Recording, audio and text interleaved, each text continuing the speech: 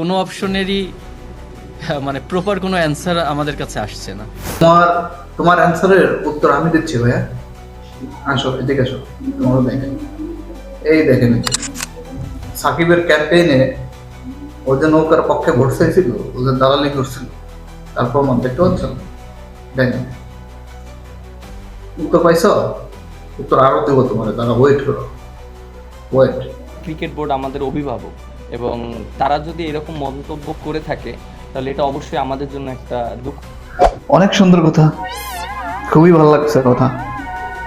Cricket board তোমাদের অভিভাবক, সেই অভিভাবকের একজন পিতা সমতুল্য, তিনি একজন একটা মন্তব্য করছে, তার জন্য তোমরা এত বড় আয়োজন করছো, একটা বিপিএল টুর্নামেন্ট বন্ধ করে দিছ। তোমাদের এইসব ধাপ্পাবাজি, এগুলো সাপ্রি মার্কা কথাবার্তা, বুঝছো, পাবলিক আর খায় না।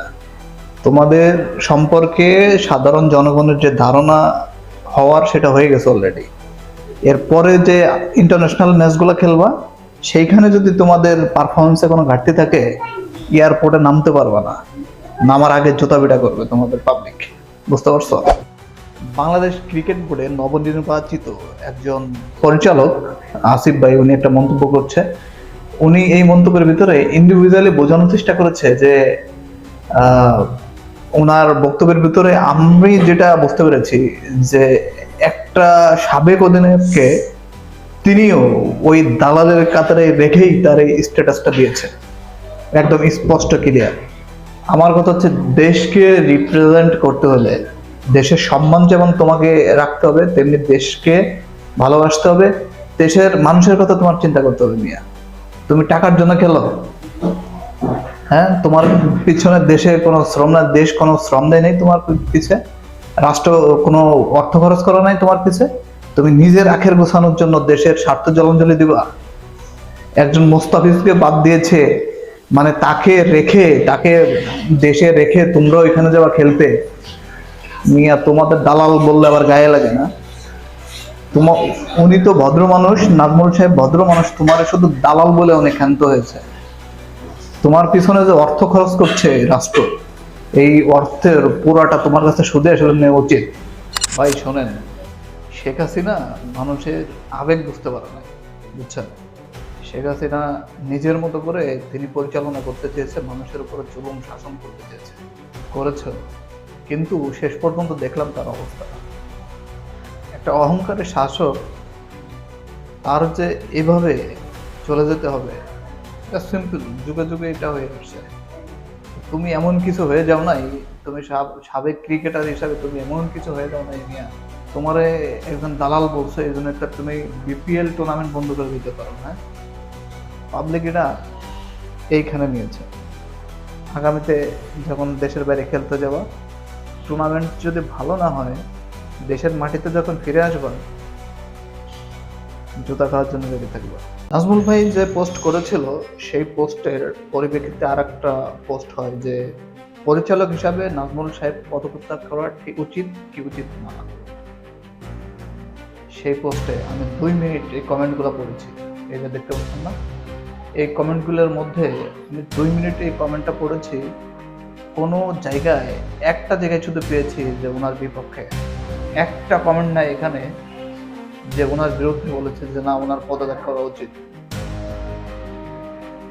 এটা কেউ বলে নাই, কোনো কমেন্টে এটা বলে নাই যে ওনার পদত্যাগ করা উচিত। ক্রিকেট বোর্ড, আপনি যদি প্লেয়ারকে প্রায়োরিটি দিয়ে দেশের মানুষের বিপক্ষে অবস্থান নেন, আপনাদের অবস্থাও করুন হবে। বি কেয়ারফুল, ঠিক আছে? দেশের স্বার্থ আগে, তারপরে প্লেয়ার, তারপরে জনগণ, দেশের সম্মান আগে। ভারত কি, হোয়াট এভার ইট ইজ, তাতে আমার কিচ্ছু যায় আসে না।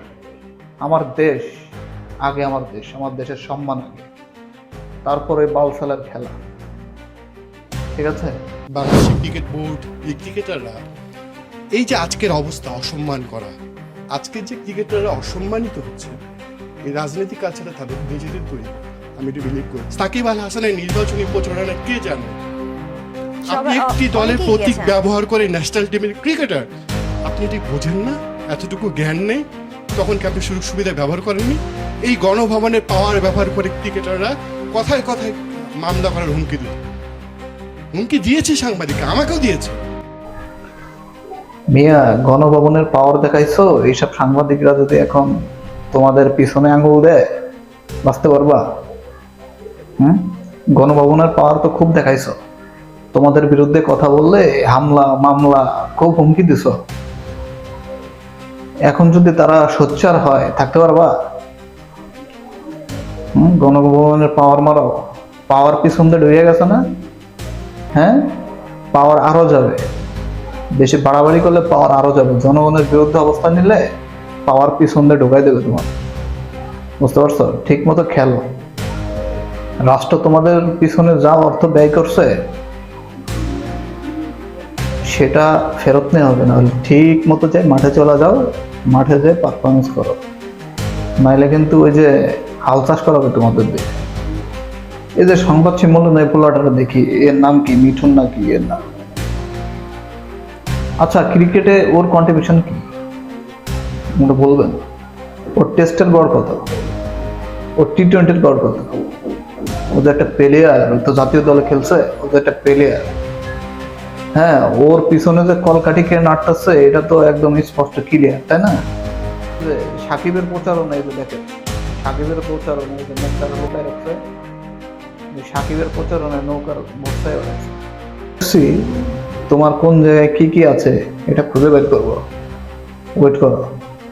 সবশেষে বলি, কাউকে আসলে ব্যক্তিগত আক্রমণ করা উদ্দেশ্য না, উদ্দেশ্যটা হচ্ছে যখন দেশের প্রশ্ন, ভারত আমাদের সাথে যে বেইনসাফি করছে সেটার বিরুদ্ধে যদি আমি না দাঁড়াই তাহলে আমি কি মানুষ? আমার কি মানুষ হিসাবে পরিচয় দেওয়া উচিত? উচিত বলে আমি মনে করি না। একটা টুর্নামেন্টে মোস্তাফিজকে কিনেছে তারা, কোনো কারণ ছাড়া তাকে আবার বের করেছে। এটা যদি তোমার গায়ে না লাগে, তুমি যদি আবার ওইখানে খেলতে যেতে চাও, তো দালাল তো তুমি এমনিতেই, দালাল বলছে এমন কি ক্ষতি হয়ে গেছে ভাই? হ্যাঁ, তুমি বাংলাদেশের সিচুয়েশন বোঝো না, বুঝতেছো না কি হচ্ছে? হ্যাঁ, ভারতের আব্বা মনে করো, এটা উচিত না, ঠিক আছে? এটা আমার স্বাধীন সার্বভৌম রাষ্ট্র, আমি একজন স্বাধীন সার্বভৌম রাষ্ট্রের নাগরিক, আমি এই দেশে স্বাধীনভাবে চলাফেরা করব। কারোর 5 গোলামের বাচ্চা হয়ে জন্ম নেয়নি এই দেশে।